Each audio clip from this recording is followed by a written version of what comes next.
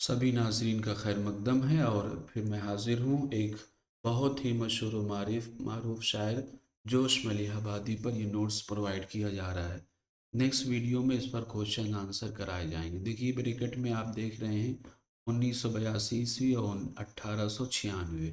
तो 1896 में ये जो है इनकी पैदाइश है, 1982 में इंतकाल। पहला पॉइंट है, जोश का जो नाम है वो शब्बीर हसन खां था। ठीक है, ये हुसैन लिख दिया गया, मिस्टेक है, शब्बीर हसन खां था और इब्तदाई तखल्लुस शब्बीर जो बाद में जोश हो गया। नेक्स्ट पॉइंट है, जोश के वालिद ने इनका नाम शब्बीर अहमद खान रखा था, लेकिन जोश ने 1907 में अपना नाम तब्दील करके शब्बीर हसन खान रख लिया था।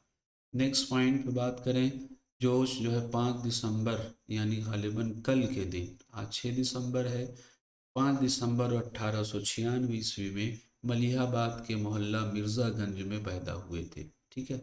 नेक्स्ट पॉइंट है, जोश का इंतकाल 22 फरवरी 1982 में इस्लामाबाद पाकिस्तान में हुआ। नेक्स्ट पॉइंट, जोश के वालिद का नाम बशीर अहमद ख़ान था और वालिदा का नाम बिस्मिल्ला बेगम। ये आप सब याद रखें, कभी कभी वालिद या वालिदा का नाम या रिश्ता ज़रूर पूछता है क्वेश्चन। जोश के दादा जो थे मोहम्मद अहमद ख़ान साहिब दीवान शायर थे और उनके दीवान का नाम था मखज़न आलाम। बहुत है इम्पॉर्टेंट क्वेश्चन, मखज़न आलाम उनका शायरी का दीवान था। जोश के परदादा फ़कीर मोहम्मद ख़ान, जिनका तखल्लुस जो है गोया था, नासिक के ये शागिर्द थे। ये भी रिश्ता पूछा जा चुका है नेट में कि जोश का फ़कीर मोहम्मद ख़ां गोया से क्या रिश्ता है, तो ये इनका दादा पर दादा हैं। नेक्स्ट है, गोया का मजमूए कलाम दीवान गोया है। गोया ने अनवार सहेली का एक मुखलिस तर्जुमा उर्दू नस्र में दबिस्तान हिकमत के नाम से पेश किया।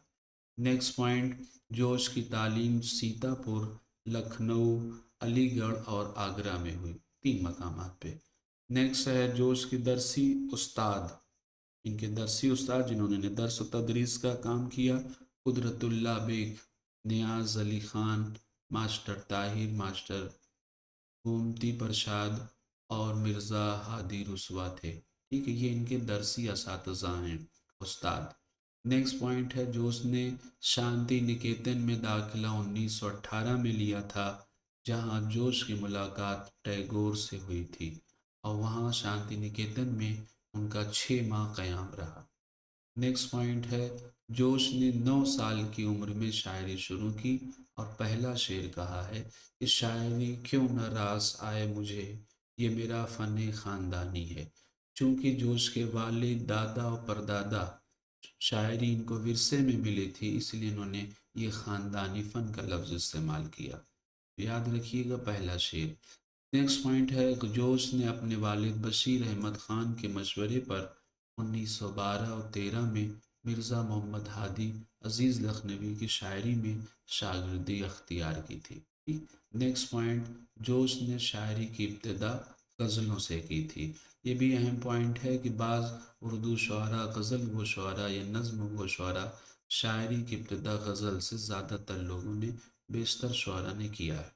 नेक्स्ट पॉइंट, जोश के मानवी असातिज़ा, एक आपने देखा दरसी मानवी, मान का मतलब ये हुआ कि जोश ने अपनी नज़मों में जिन जिन असातिज़ा इकराम का की रविश अख्तियार की है उनको मानवी असातिज़ा कहा। जैसे हाफिज़ फ़ारसी का शायर, नज़ीरी ख़य्याम रुबाइयात के लिए, अनीस मरसिए के शायर, नज़ीर अकबर आबादी, गालिब इकबाल और टैगोर, ये जो है इकबाल और टैगोर, ये इनके सब मानवी असातिज़ा हैं।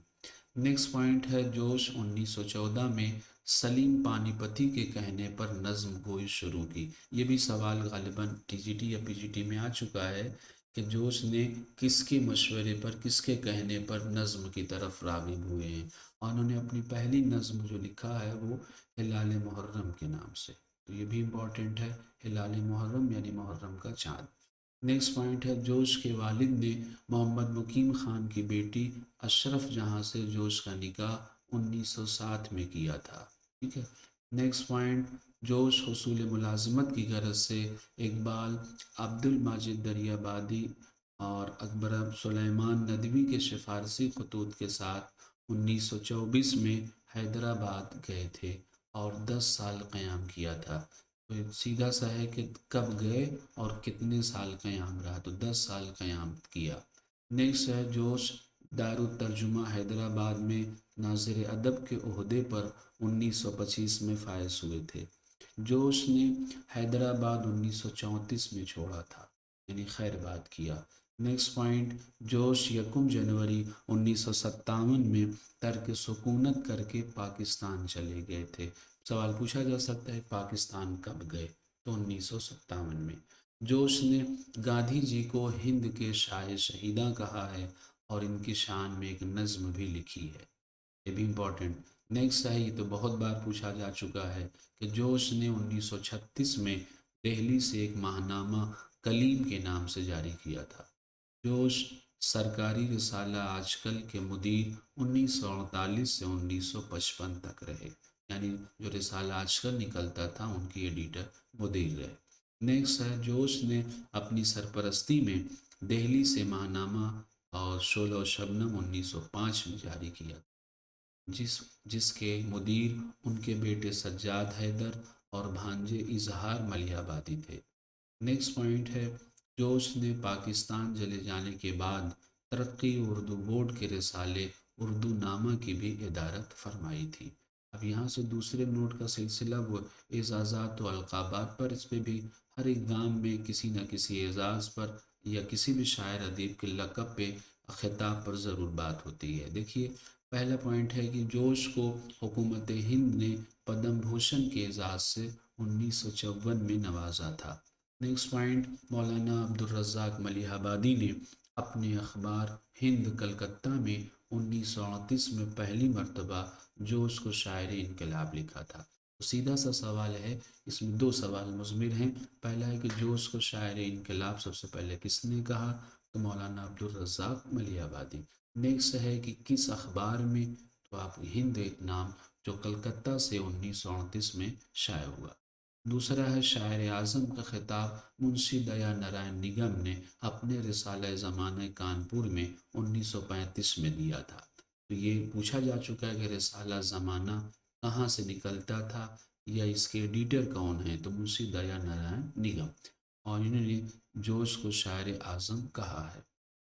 نیکسٹ پوائنٹ، جوش کے استاد جو ہے عزیز لکھنوی نے جوش کو مصور جذبات 1920 میں کہا تھا۔